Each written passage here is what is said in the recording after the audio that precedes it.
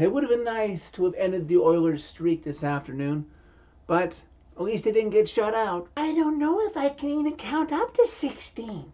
Yeah, you probably can. But anyways, if I was an Oilers fan, I would be a little bit worried because I think out of the top 10 teams who've had the longest consecutive win streaks, only 2 of them have gone on to win the Stanley Cup. The 1929-1930 Boston Bruins and the 1981-82 New York Islanders. That's it! Preds lose 4-1 to the Edmonton Oilers Saturday afternoon inside Rogers Place in Edmonton, Alberta. Loss, lose to Vegas. Win, beat LA. Loss, lose to the Coyotes. Loss, lose to the Panthers.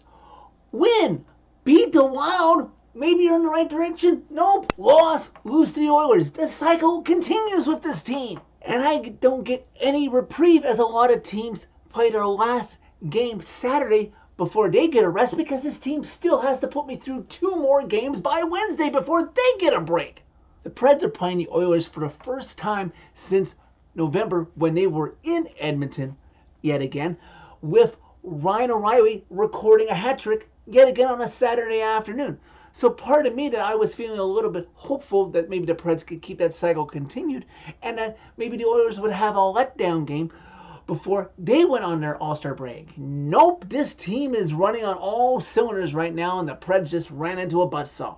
Oh, and if you haven't heard, Preds Nation, guess who the Oilers have now added to this roster? And it just happens, just happens, coincidence, wink, wink, nudge, nudge, that he makes his debut. Cory is in the Oilers lineup to play his old friend, the Nashville Predators. Yay. I hope the end of the season, if the Oilers somehow make the Stanley Cup final, ends like so many times before for Cory Perry. I'm sorry for any honest Oilers fans out there, but I cannot stand that little pest who wears number 90 for you with an unbridled passion. I want Perry's heart to be broken again with playoff failure. In this game, early about just over a minute in, the Oilers are hungry. Evander Kane tries to bank the puck off of Kevin Lankinen, who got the start in this game's pad, but he's not able to open a scoring. Connor McDavid is a very talented hockey player, but he would be a lot more enjoyable if he would just skate through the hard times, and every time he is slightly touched, he's not going down like he was shot looking for a call. Preds do indeed take the first penalty, which you could have made money in Vegas if you had said that. And Preds do get the first chance. Shorthanded, Cole Smith almost scores, but when you don't score one way against a team like this, they're going to make you pay the other way. Ryan Nugent-Hopkins, after the Oilers set up back in a Preds zone, gets the puck, pots it past Lankinen. Oilers up 1-0. Just over 9 minutes into the first, Oilers on the attack again. Dante Fabro, to his credit, tried to defend this Mack truck that is Zach Hyman, who blows in to Kevin Lankinen. And I am stuck watching the Oilers feed of this game on Sportsnet. And of course, you got Louis DeBrusque on the broadcast, who suspects, maybe that's going to be on Dante Fabro for pushing him. No, Louis, I know you want every penalty to go your way, but Zach Hyman went into Lankinen's kitchen all on his own, and I'm glad the ref called him for it. Preds some solid zone time on that Hyman penalty. You got Luke Evangelista with 28 seconds left to go in the power play. Absolutely robbed by Stuart Skinner of the Oilers. And I'm like, please don't be a sign of things to come. Please don't be a sign of things to come. And the penalty ends, and the Preds still trail by 1. Preds' disciplined play was not a friend of theirs because about 3 minutes left to go in the first. Philip Forsberg takes a high sticking penalty. Not ideal, Philip. Fortunately, the Preds hunker down and don't let the Oilers score on that second man advantage. First period eventually winds down. Pretty even on a shot clock. Preds trailing the Oilers 1-0 after first. Oilers come close within the first 2 minutes of the second period to extend their lead. Zach Hyman, but he hits the post behind Lankinen. Just over 3 minutes into the period, Dante Fabro giveth and taketh away of chances as he can't corral the puck. Connor Brown is about to race away before Dante Fabro races back before he gets too far to deflect the puck away before Connor Brown can get off to the races. Then you've got Philip Forsberg, who is on his backhand, who misses the net by inches. If he was on his forehand, that definitely would have gone in to give the Preds a fighting chance in this game. Then the Preds are on a power play with one of the Oilers' best players. No, not Connor McDavid, but Leon Draisaitl, who's still right up there. Preds get a couple of looks on that man advantage, but can't beat Skinner. About 9 minutes into the middle frame, you've got Kiefer Sherwood and then Tommy Novak in on a partial 2-on-1. Sherwood to Novak, and he's about to come in, but he's defended well by the Oilers player and can't beat Skinner to get this game tied. Under 9 minutes now left to go in the second period. Unfortunately, Jeremy Lauzon takes another penalty, this time on Evan Bouchard, and the Oilers getting their motors going, getting their feet moving. Eventually, the puck winds up on Leon Draisaitl's stick. He beats Lankinen before he can make any attempt to try and save it. Oilers ahead now 2-0.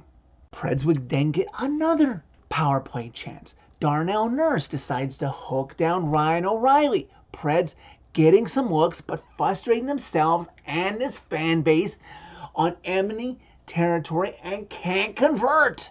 Another great chance by the Preds to try and open the scoring. The puck is down low, and somehow, some way, Ryan McDonagh is able to sneak in right to the face-off dot to Stuart Skinner's right. No one sees him until the last minute. Puck comes out to him. He shoots it, and it's robbed by Skinner. I feel like Superintendent Chalmers watching Skinner make every single save in this game. Under 2 minutes left to go in the second period, Lankinen is up to the task and makes a key save to keep this from going completely out of whack in the Oilers' favor. Final seconds tick down in a period that the Preds outshot the Oilers 9-6. Horn sounds. They are down 2-0, and I'm wondering, do the Preds have another feverishly third period comeback left in them again? This is what a winning team does, especially one who, coming into this game, had won 15 consecutive regular season hockey games.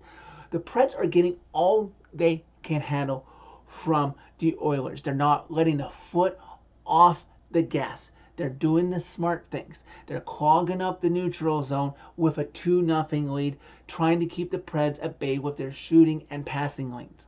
But to their credit, the Preds are getting the shots. They're not going away quietly either. About 13 minutes left to go in the third period. The Preds were out shooting the Oilers to that point 6-1. Just over 9 minutes left to go in regulation. The Oilers are swarming now. They're looking for the kill shot to put this game to bed. And unfortunately, there's only so much you can do to try and keep number 97 off of the score sheet.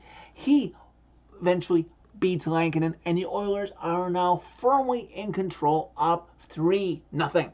To their credit, the Preds once again do not go away quietly. They may have allowed the Oilers to get another notch on their belt on this win streak they were on, but with 6 minutes and 35 seconds left to go in regulation, Stuart Skinner will not get the shutout. Preds in the Oilers zone. Eventually, Colton Sisson breaks the bagel, and the long shutout streak he was on since he'd also shut out the Blackhawks on Thursday, and the Preds are down only 3-1 now. Buki Evangelista comes ever so close a little while later to making a 1-goal game, but he can't beat Skinner. Bruno pulls Lankinen with just over 4 minutes left to go, trying to get some time left on the clock so that Preds can set up well in the Oilers zone, but nope. Before long, Zach Hyman gets the puck and he puts this baby to bed into the empty cage vacated by Lankinen. Oilers up 4-1. There's nothing else to be decided here. Final time ticks off of the clock. Shutout is broken, fortunately, but the win streak will continue for the Oilers. They have now won 16 in a row. Only the 92-93 Penguins lay in front of them. They didn't win the cup. The Oilers win this one 4-1. I guess to start off the summary, the bright spots in this game.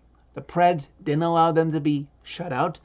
They actually went to work in the third period when I have railed on them so many times this season, either when they're losing or even when they're winning in the third period, letting themselves be outshot by the opposition. But in this game, they outshot the Oilers 14-6 in the third period. Applause. Oilers, you earned it, having to defend the Preds well on your streak. And for the game as a whole, the Preds outshot 30-21. You play this matchup 2 or 3 more times, the Preds will win their share against the Oilers. But hey, unless they somehow meet in the playoffs, if the Preds make the playoffs, the Oilers are going to make the playoffs. Unless the Preds meet the Oilers in the playoffs, they are done playing them this year. Thank you, God. The Preds aren't where they used to be. Under Rene, you may remember, used to have the Oilers number like crazy where they would barely ever lose. The Oilers have the Preds number now. I look forward to the day when the Preds can have the Oilers number like they have the New York Islanders number or the New Jersey Devils number or the San Jose Sharks number. But that time is not right now. And hey, I know many of you who are diehard Preds fans who follow the Milwaukee Admirals, the Preds farm team, wish that some of the luck of the Admirals can rub off on the Preds. If you haven't noticed, the Preds farm team has now won 10 games in a row. I see some of you who I don't interact with on Twitter say that a whole bunch of the Preds roster should be replaced by calling up a bunch of people. Okay, you explain to me via tweet on Twitter, okay, who are you going to get these guys traded to instantly? Okay, because you're certainly not going to send them down to Milwaukee to be replaced by these guys being called up, because that's the thing with how much you get paid and how many NHL games you have already played. Much of this Preds roster is not waiver exempt. You send them down to Milwaukee, they're going to be plucked from you, Ellie Tolvanen style, and you lose them for nothing. Okay? The best thing to do, barring injuries right now, is to let Carl Taylor, who's not going to be Admirals coach after this season, if anybody is smart, especially the Preds, who should make him Bruno's assistant after this season. The smart thing to do is let those kids cook, let them get experience and confidence so that, you know what, they won't be in the Admirals hopefully next season. And when the Preds have all that cap space, go look at cap fronting, all that cap space next season, many of these kids will be up in the big club ready for success on Broadway. I, for one, have trust in the system. 2 more games left to go for the Preds before they are off for the All-Star break, when many teams' last game before the All-Star break is Saturday right now. Much of this roster will get a much-deserved, 9 full days of rest, with the exception of Forsberg, who is going to Toronto for the game. The Preds are in Ottawa on Monday and then come back home to play the Los Angeles Kings on Wednesday. 2 very winnable games against teams lower than you in the standings. I believe in you guys to get some redirection, have some confidence going into the break, so that you're ready when I am there in person inside Bridgestone Arena on February 10th. So that is it for this video. Thank you very much for watching. As always, like if you like this video. Click subscribe if you really liked it. You can find my social media as always by clicking on a channel name. Tell all your friends about Redemption. And please, hockey gods upstairs, do not reward Corey Perry with the chance to lift the Stanley Cup in June.